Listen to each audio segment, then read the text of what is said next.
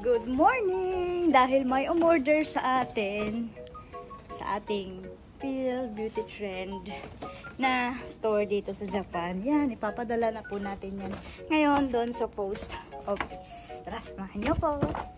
Ito nga yung gusto ko sa Japan. Napakasarap mag-bike. And sobrang lapit lang naman ng post office dito sa bahay namin. Mabiking ko na lang. Kasi mga 3 kanto lang. Diba? Sayang din kasi yung gas kung magkukotse pa tayo. And tara, samahan niyo ako. Maraming salamat talaga sa mga nag-order. Sobrang thank you po. At eto nga yung mga kabahayan sa aming mga kapitbahay dito sa Maygunma.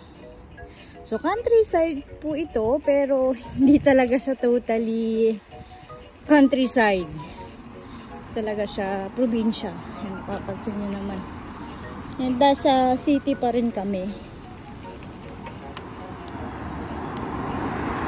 Nandun lang yung post office. Sobrang lapit kami. Dito na nga tayo sa post office. And, magpapadala tayo.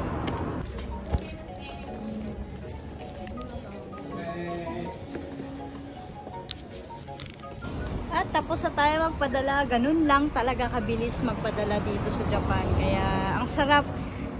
Kaya pinili ko talaga mag for good dito sa Japan dahil sobrang ganda. Sobrang convenient. Lahat. Sobrang ganda. Yun lang masasabi ko. Dahil naubusan na tayo ng thank you card, magugupit na tayo at nagprint na rin tayo. Isa to sa pinaka-paborito ko bilang isang online seller dito sa Japan. Yung ako yung nagdi-design ng thank you card, naggugupit, nagpiprint, at lahat-lahat na. May nag-order ulit sa atin and bound to gift. Tara, samahan niyo ulit ako. May nag-order ulit sa atin from Wakayama, kaya tara, samahan niyo ako i-send to. May meet up tayo ngayon na customer and may bumili sa atin through meet up. Kaya meet up natin siya ngayon dito sa Ota Station. Antayin lang natin siya. Isa to sa pinakagusto ko talaga yung nami-meet ko yung mga customer, nakakausap ko sila. At syempre, nagiging libre na rin yung shipping fee nila dahil meet up ito. Yan, na-meet na natin ang ating customer. Yan, so kapag along dito lang po sa Otagunma, free meet up, yan. And free delivery lang po kami around dito. Kapag medyo malayo na yung location, tsaka po namin siniship. And yun, maraming salamat sa mga nag-order. And yung business natin ngayon ay nagsisimula pa lang. And hoping na ito na yung simula ng ating pag-unlad dito sa Japan. And maraming salamat sa mga patuloy na sumusuporta. Sobrang maraming salamat. Kaya binavalue natin every customer natin. And yan, magbabike na tayo. And pakita ko sa inyo, during summer dito sa Japan, makikita nyo po yan. Ayan. Lapitan natin. Kung nakikita nyo po yan, ayan po ay water sparkling. Yan, oh. So, kapag during summer dito sa Japan, may mga ganito talaga sa mga train station, malapit, sa mga public. Ayan, oh. Ayan. Kung along Ota lang po kayo, free delivery po tayo. So, dito po kami nag-meet up ng customer na nag-order po ng glutathione. Mic na tayo.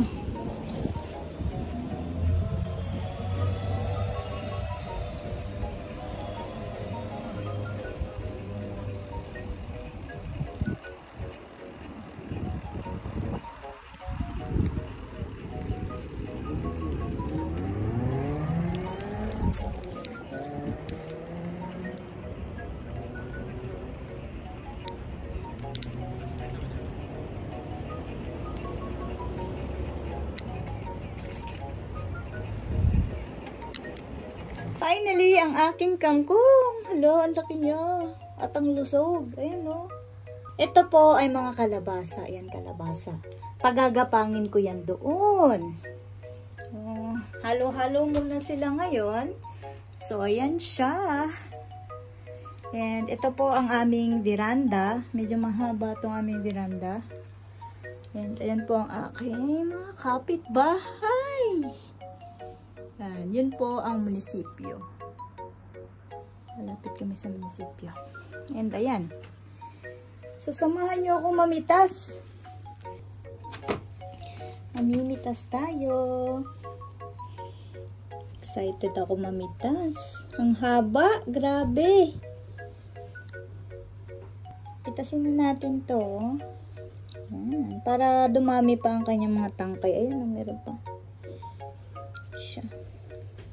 So, sagad natin hanggang dito. Para talagang diba? Ang haba. Haba. Sarap yan gawing adobo. Ito, haba.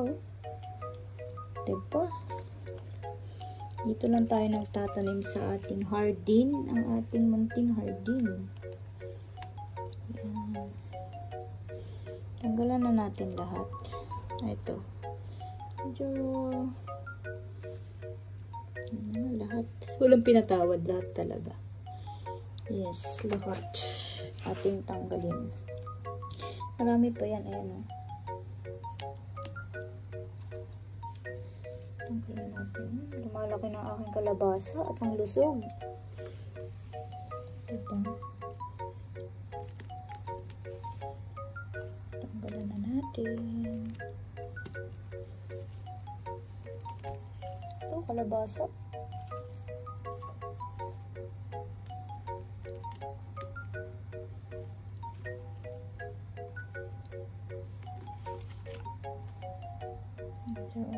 Diyan muna yan. Hindi, nakapag-harvest na tayo. Ang parting na harvest. At gagawin nating adobong kangkong. Ito, maraming patubo dito. Sobrang bilis pala tumubo ng mga kalabasa, no? Ngayon lang kasi ako nagtanim ng kalabasa. Yan. Ito, okra. Okra. Ito yung mga okra.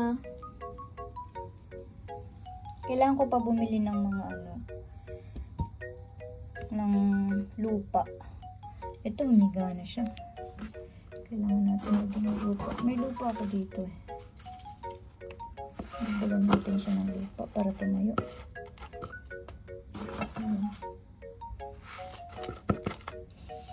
Yung lupa na to, binili lang natin sa Hakien shop. Hindi ko tinanggal kasi hindi ko alam kung ano tong mga to pag tumubo yan. Ito talong. Ito na akin ang talong. Ang dami oh. Dito ko muna i-end ang aking vlog. Maraming salamat po sa panonood. Batane!